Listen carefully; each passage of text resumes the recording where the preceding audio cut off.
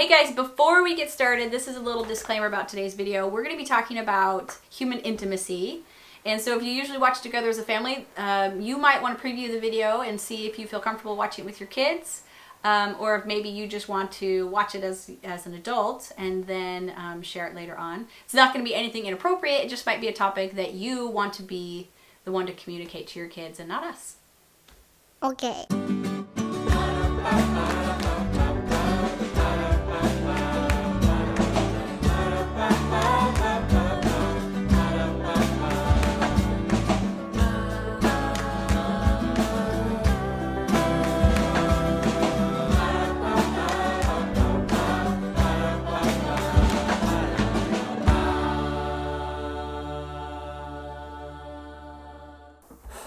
Hi. Hello. Remember like a month ago or more, maybe two, that we said we were going to do Taco Tuesday? Well, here we are. Finally. It only takes us a few months to deliver on our promises. Sometimes longer, just so you know. Yes. So we're doing Taco Tuesday every Tuesday, and it's really because there's so many topics that you could ask us about that just aren't natural for us to talk about in a vlog or throughout our day. No. So we want to have one day where we could answer questions, we could talk about things that we're thinking about and that we feel passionate about. And so sometimes those will be silly topics maybe. I don't know if they'll be silly, but sometimes they won't be as heavy as they are going to be today. This is like when your parents invite you in, like, we're going to have a serious discussion. Yeah, which we do with Everyone our gets kids a little sometimes. bit squirmy. Yeah. You're in trouble. No, you're not in trouble. But something that has been a huge conversation between Mike and I for the last few weeks has been this whole Harvey Weinstein scandal. And now it's just multiplying, you know. This is our first time, I think, directly addressing public event or a news stuff. Things that happen in the world. So yes. It's a little scary. But we have been talking about it a lot. It's been kind of an exploration for us, or a reaffirmation of things. And, you know, the Me Too campaign, you know, the hashtag Me Too. And so we wanted to talk about, you know, we have 6 sons. And this is why we've been talking about it so much, I think. Yeah, I mean, and we have 3 daughters as well, and that's important. But I think when you think of, sometimes it like hits you that you have 6 sons, and you recognize you were sending 6 men out into this world, and are you raising the kind of men that this world needs? And it's like you know that you have that responsibility there, and you work intentionally towards doing that. At least we do. Right. And you guys have asked us about this, and also we have an idea of what. Obviously, this is all, I mean, kind of opinion as far as what we think the world needs as far as people and what they should be like. So, this is our thoughts on that and how we're helping our boys become the men that they need to be. That will be good for the world. And so, if you don't agree with us, I'm sorry, but this is just our thoughts on this and how we're doing it. And so it's not like an end-all take it be-all for what it's course worth. on and how also, to do that. Yeah. We don't claim to be experts because our boys have not become men yet. They're not boys to men yet. I love that band. But until the end of the road. I mean, this is what we're working on for our strategies to help our boys get there. So. Yeah, and I do feel like we have really figured some things out. This is a conversation that we have with a lot of our friends when, you know, we go out to dinner with another couple who've got teenage sons. This is something we talk about with them and we're pretty open about. So now we're going to be open with you guys about what we're doing to help our 6 sons fight against the Harvey Weinsteins of the world and not become them. Yeah, not become them. Or even like them in any way. Yeah, and so we kind of came up with a list of things that we do. And I'm sure you guys are doing things as well. And we're going to miss things, and we're maybe not going to talk about things completely as much as we should. So let's keep the conversation going in the comments, because I'm sure there are a lot of great parents out there, and I'd love to hear what you guys are doing too. And let's be nice about it too. Yeah. Keep it positive, folks. Yeah, always. You guys do a great job of that. You do. Okay, so Dad, what is the thing we do, you think, from birth? Did you just call me Dad? Yeah, I did. Sometimes we do that. Yeah, we do. It's okay. Because I'm thinking about kids. I'm in mom mode. There's something that I think is probably the most important thing you can do to teach your sons about women and about men, and it happens from birth, What do you think that is? Well, really what it is modeling the type of behavior that they should exhibit later, which is me showing respect for Megan, my wife, and Megan showing respect for me, right? Which is harder, but Megan does a good job. No, but basically I always show the boys that Megan, as a woman, has just as much value as I do as a man, and that her ideas are just as valid, if not more valid, because Megan's just smarter than me in general. But I never treat Megan like lesser in any way. And that's been, and this isn't something that I think I've had to really try to do. It's been a natural thing. No, when I met Mike, from the first time we had a conversation, I recognized that in him, that he saw me as a peer. And there, honestly, were a lot of boys that didn't. You know, I would make little snide comments about how I need to get in the kitchen and make them some dinner. Like, they thought that was funny, but I was immediately like, nope, not going to go on a date with you. But from the beginning, Mike just naturally treated me as a peer, and that was something that I think I found very attractive. And it made me kind of know I was gonna stick with him. Yeah. But and also, I recognized that Megan was awesome and smart and amazing, so that helped me want to stick with her. So, that shows you just how smart he is. No, I think for our boys, I know that it would never cross their mind that a woman is less, because that is not ever a theme in our home. No, we work hard on that. No, I mean, I think it's just so natural. Like, of course mom and dad are equal, because why wouldn't they be? That's like our whole, atmosphere in our home. Right. So I think we can't overstate that enough. But I think don't worry, if you haven't perfected that, you can change and you can get better. And that change, kids don't remember the before, they usually just remember the now. So model that behavior for them and respect each other. Don't say, we really don't say stuff like, oh, he's such a man. Right. Like, oh, men. I don't do that. I have 6 young men living in my home. I want them to feel good about who they are. I don't want to feel them pigeonholed and like, oh, that's so much like men. Men do this, and that's classic men behavior or man behavior. I don't do that. I want them to feel free to be the kind of men that comes naturally to them and that's uplifting and it's good. So we don't do that, and you don't do that either, like the woman's place. So it goes both ways, right? Yeah. So, and also we're very careful, and we've always been careful to, even because it's not like Megan and I don't argue, we don't have our differences, but if we are arguing about something, we maintain that respect for each other, and this might be more relationship type advice than. Yeah, but we don't argue very often, but when we have argued in front of the kids and you can see they're a little bit stressed, when I'm like, no, I think that's totally inappropriate. I don't think that's, it's usually in the car and we're arguing about where we're going. But it really is not very often, but when it is and the kids seem a little stressed, I will actually say to them, guys, I want you to notice that sometimes people who love each other very much still get frustrated. And Dad and I love each other much. We're just kind of frustrated right now. So that is more relationship advice. But right. But we keep it, there's respect. Mom is seen as, there's no difference in value between the two of us. Yeah, yeah, true. Another thing I think we do from birth is we're really, really careful about media consumption. What our children are seeing, boy and girl. And some people might think that we're prudes for that, but no, I do not want them to feed into what we would call rape culture, or to this idea that to the objectification or sexualization of women.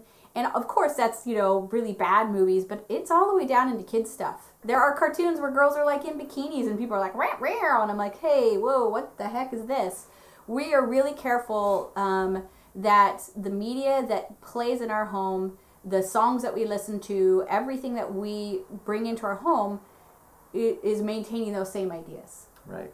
We will nix it when we say, whoa, what are you watching? Is that appropriate? Do you think that's really appropriate?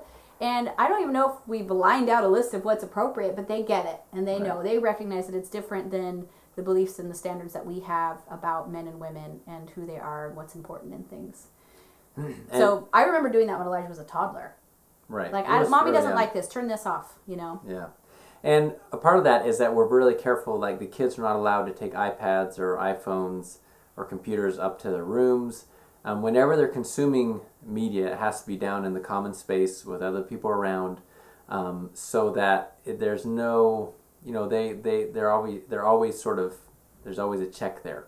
Because we don't trust our kids, but because we don't trust the internet. Yeah.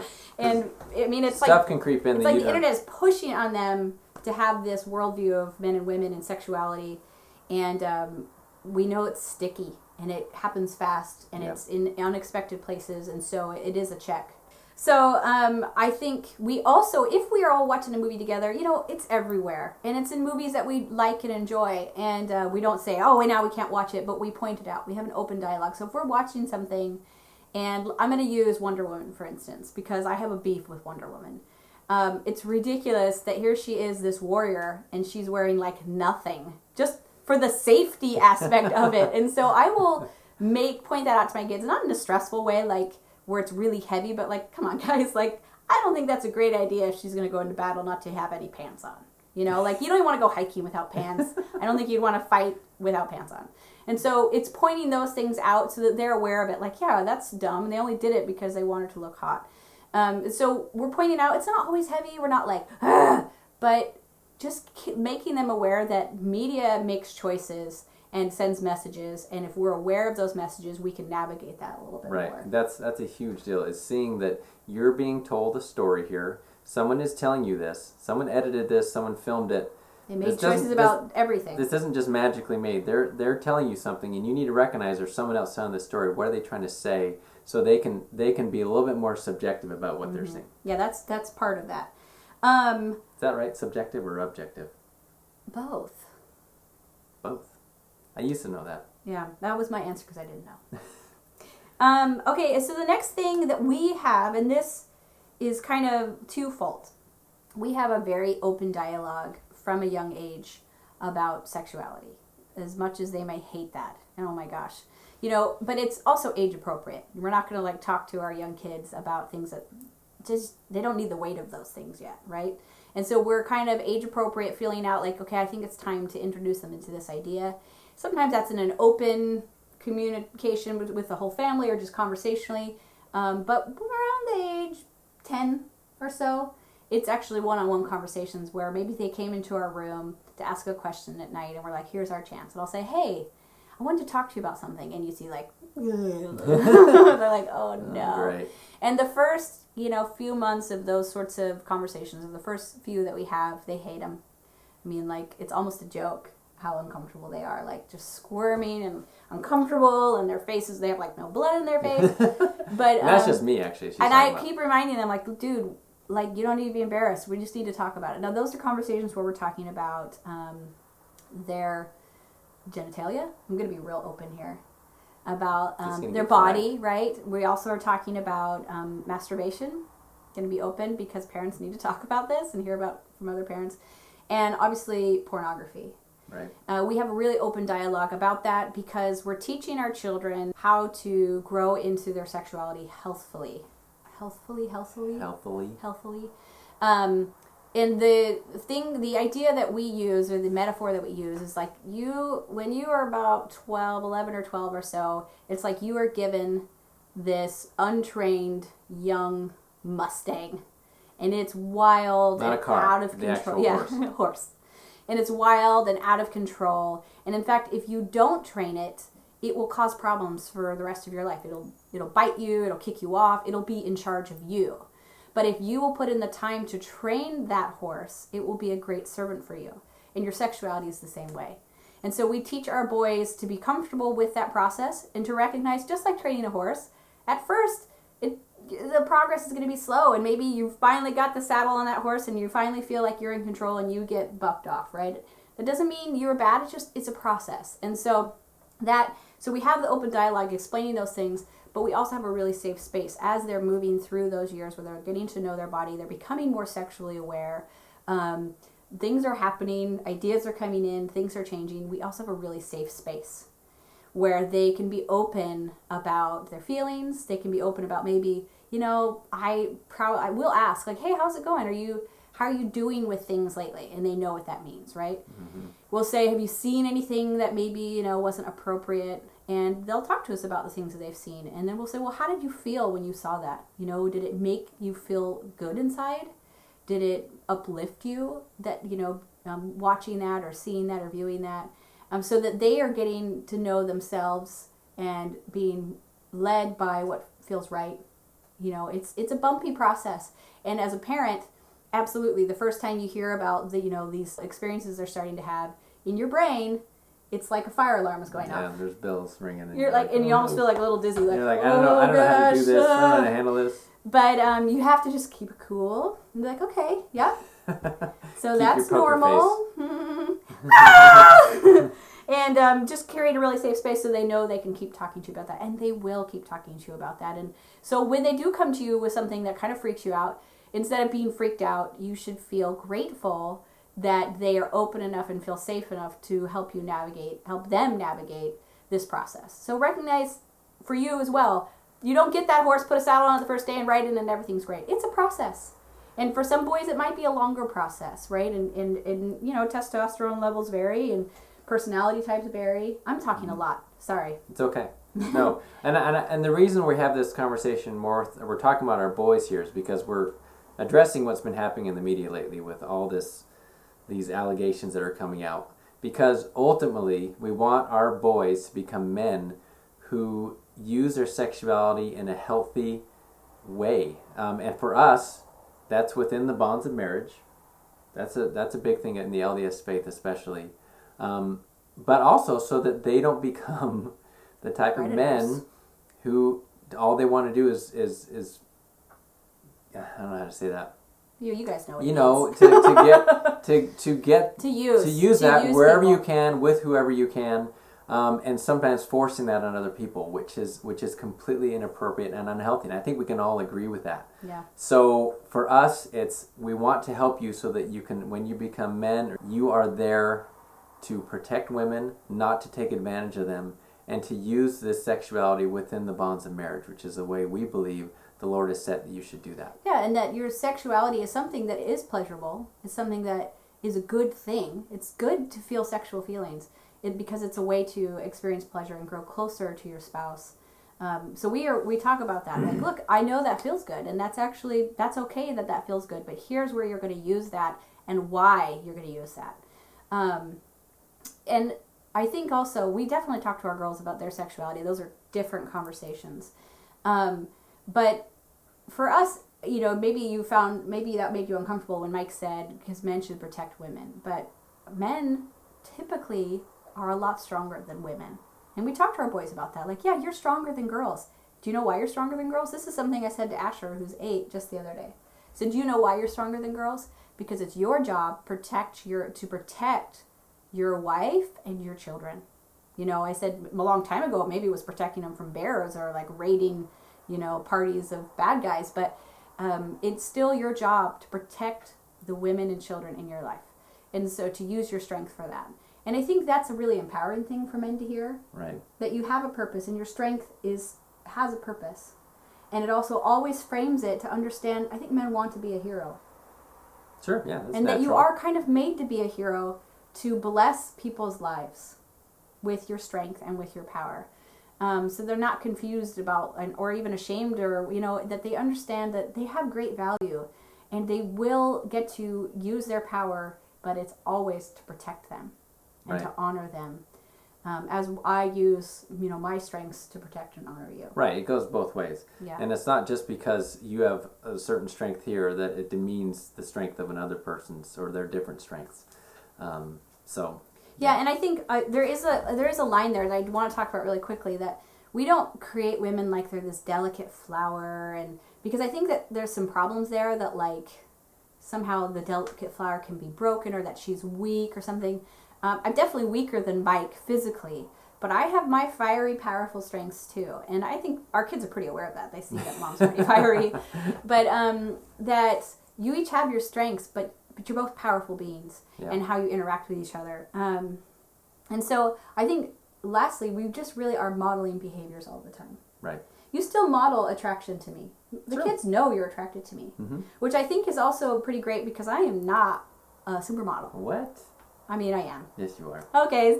The cat's out of the bag. I'm You're a supermodel. a supermodel at home. No, I mean, they know that Dad is attracted to me and loves me, and they enjoy that. They love seeing Mike's affection to me when he kisses me or hugs me, or when we're around the corner maybe having a little smooch. They love that. And so we're modeling healthy sexuality for them all the time. They don't want to see that No, all the time. they love sometimes. it though. They say they don't want to see it, but I think it makes them feel really safe. And also it's modeling healthy sexuality to say, look, you're going to use the desire to be close to someone, but you're going to use it in this like great, healthy, happy way where you're safe and they're safe and you don't feel bad about it. It didn't make you feel yucky. It was always a really happy thing. And so we're modeling that all the time as well. Yeah. And so, yeah, I mean, media can be really yucky, but I think if you are using some measures to protect from bad stuff, which for us, a lot of it is, keeping in public spaces, talking about certain things and certain the places they can't go. We watch things on VidAngel. Have you guys heard of that? That's a great streaming streaming service. This is not an ad. They don't know who we are at all. But also I think ultimately we are giving them the tools to recognize what makes them feel good and uplifted and what makes them feel bad. So what fills you with light and what makes you feel dark. Because eventually we can't, like I told Elijah this probably 1.5 years ago. I said, ultimately, if you want to look at like crappy stuff on the internet, I can't do anything about that. I can't be there all the time. I can't filter everything or whatever. I want you to understand why it's important and what that world really means. We're open dialogue about that industry. We have an open dialogue about the girls in that industry and also how it's going to change you and your brain. But we empower him to say, that's your choice now. Right. Because ultimately it is their choice. And so you have to let them know that it is really, at the end of the day, their responsibility to not look at it. Instead of you just like putting up all these gates and they're trying to find ways through it. Say, I put up these gates to protect you, but you could still find ways out. So you need to be the one that doesn't want to look at that stuff or participate in that. They have to have a moral reason not to want to do it. Even if you don't have a moral reason, even if you don't think it's a sin or if it's wrong, it's also understanding like it's just hurting other people. Yeah, it hurts people. Yeah. The porn industry hurts people. Whether on both sides, the people who are in the porn industry and the people who are observing the porn industry. It's just yucky, man. It's like, we talk about like, not even porn. I'm kind of all over the place here, but just, we talk about spiritual junk food. That there are things that are just toxic, right? Pornography is just toxic. But, once you get maybe into like, just some crappy movies and shows, that's just like pure junk food. And it just makes you feel bad, right? And so we try to empower our kids to recognize those feelings so that they can be wise consumers of media. Well, and because, back to why we started this video, is because consuming that stuff and just kind of free reign over that kind of thing and all that will, we believe, lead them to those behaviors that we're seeing in the media now with all these people being accused of, that leads to that type of behavior. Because it creates beliefs about who women are, right, and how you should treat them. Right. It takes away their value. And so they're not seen as actually someone that you really need to protect or take care of. It's just something to take advantage of instead. Or a tool to use. So that's why we do it. I mean, that's not the only reason, but that's a huge reason why we try to protect and control that. So at the end of the day, hopefully the message is that, gosh, there are some people who've been really misguided about, Harvey Weinstein, I'm just going to use him again as an example, like, terrible guy.